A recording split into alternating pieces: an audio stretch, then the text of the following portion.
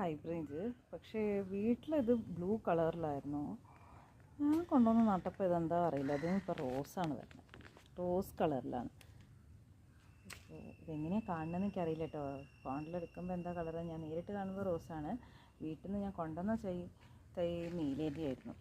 അപ്പോൾ അതിൻ്റെ 2 ഉണ്ട്. പിന്നെ ഇന്നിപ്പോൾ വരുന്നത് കണ്ടില്ലേ, ഇതാ ഞാൻ പറഞ്ഞ നക്ഷത്രത്തിച്ചി നല്ല റെഡ് കളറാണ്. നല്ല റെഡ് കളറായിട്ട് വരുന്നുണ്ട്. പിന്നെ അതിൻ്റെ ഇത് കണ്ടോ, അത് കുറച്ച് കളർ മാറി.